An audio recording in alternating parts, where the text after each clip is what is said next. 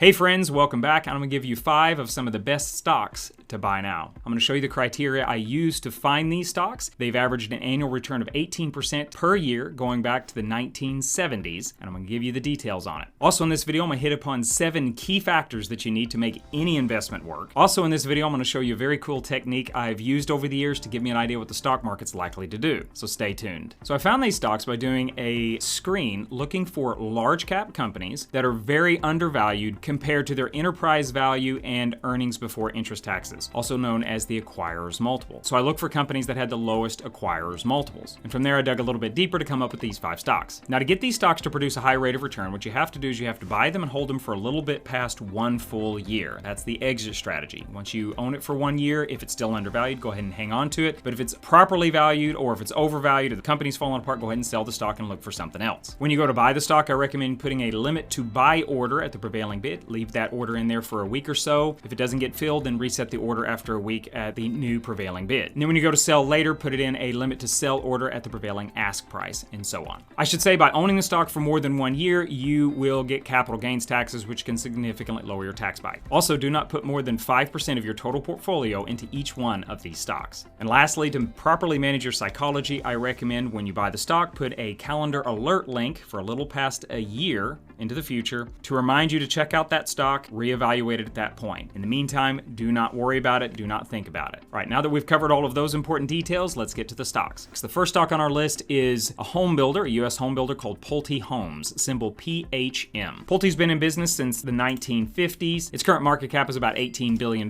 Stock price is around $81 per share. Pulte focuses on acquiring raw land and building single-family homes, townhomes, condominiums, and so forth. It's located in Atlanta, Georgia. Let's check out its revenue history. You can see the last 5 years have been a steady increase, and recently it looks like the estimates are showing it's going to flatline. With rising interest rates, home builders are usually struggle in rising interest rates environment simply because the higher the mortgage rate, the less likely people are to buy homes. So there is a risk out there that Pulte Homes sales will start to decline in the future given the fact that interest rates could continue rising substantially more. Check out its earnings per share. Again, same pattern. It's a nice steady growth trend. It's kind of flatlined more recently in its estimates and so forth. We'll see what happens in the future. Now, one of the reasons I really like Pulte Homes is its valuation. In terms of the PE ratio, it's selling around 7 times earnings, which is low for both its sector, which is home building related sector, relative to Pulte Homes back just over the last 5 years on average. One thing I do like about Pulte Homes is it has a relatively low acquirer's multiple of 5 times earnings. To get that, you take the market cap, you add back the debt, and then you subtract all cash from the business. Then you compare that to the EBIT, or earnings before interest and taxes. The lower the multiple, the better the deal with the business. Put that in perspective, if somebody went out and bought all of Pulte Homes as is, paid themselves back some of the cash from the business, they could average close to 20% a year on their money just from acquiring the whole company. That's how cheaply priced it is at the moment. Again, that's assuming sales and profits continue as they have. I would estimate Pulte's value at around $100 to $130 per share, roughly, somewhere in there. And so I think it's a fairly good opportunity to take advantage of a very undervalued large cap stock. Next on our list is a U.S. steel company called Steel Dynamics Incorporated, symbol STLD. It's got a market cap of about $17 billion. Current price is a little over $100 per share. It was founded back in 1993. They produce steel as well as metal recycling. It's located in Fort Wayne, Indiana. Your Steel Dynamics revenue chart, you can see it's a bit of a peaks and valleys, which is not uncommon for the steel industry, very normal. Check out its earnings per share, also a very similar pattern. It has a bit of a boom bust cycle in it, and it looks like we are a little bit on the downside of that cycle. What I like about the company most is that it's quite undervalued. The average PE ratio is around 5 to 6 times earnings, which is about half of what it is for the sector as a whole, and notably less than Steel Dynamics was just over the last 5 years on average. It also has a pretty low acquirer's multiple of around 5, so anyone who acquired this company could produce on average an annual return of around 20% per year. Again, assuming sales and profits stay relatively consistent, which they rarely do, especially in the steel industry. I estimate the value of the company could go for as much as $150 per share. The third stock is Synchrony Financial, symbol SYF. $13 billion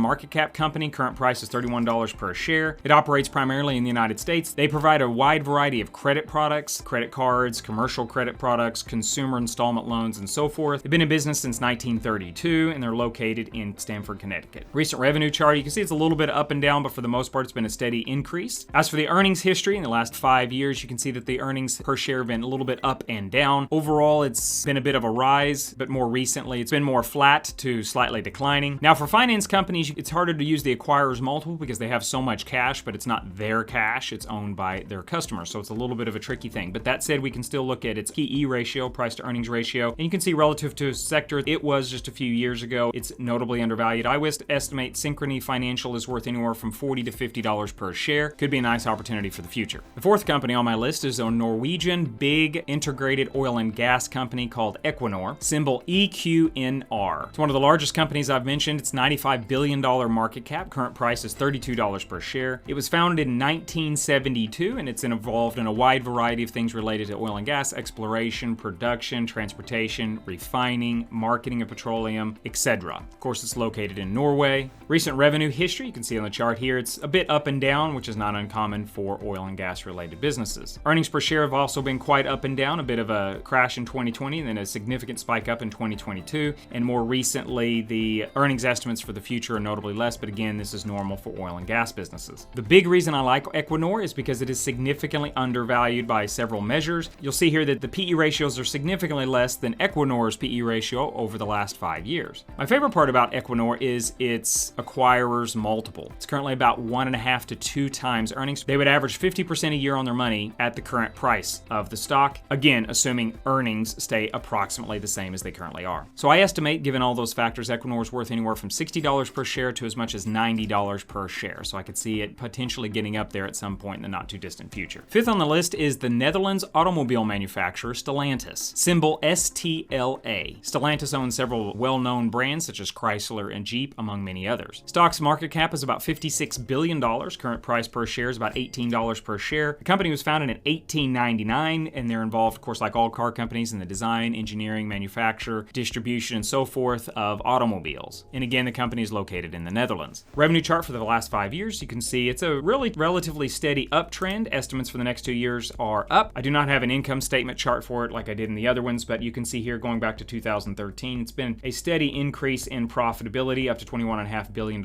in the last 12 months. So the company's looking pretty good. Now, part of the reason it's undervalued is because interest rates are rising. Typically, rising interest rates are harder on the automobile industry. This is a major reason why the company is currently undervalued. Now, PE ratios of this company are very low. They're around 2.5 to 3 times earnings, significantly less than its sector, but also less than STLA was in the last 5 years on average. My favorite part of the company, though, is it has an extremely low acquirer's multiple of about 1.2 times earnings. To put that in perspective, if somebody came in and bought this company at this multiple, paid themselves back the cash that the company has in its coffers, they could average annual returns of around 83% per year on their money at this current price. Price to book, it's selling about 2/3 of its book value, which is all a big example of how undervalued Stellantis is. Put that in perspective, I estimate Stellantis is probably worth anywhere from about $50 to $70 per share, so significantly undervalued at its current prices. If this video has been helpful, please hit that like button and subscribe. Now I want to show you that really cool technique I mentioned early in the video that will allow you to understand what the stock market is likely to be doing in the near future. It's a very simple technique that I like a lot based on over 100 years worth of research.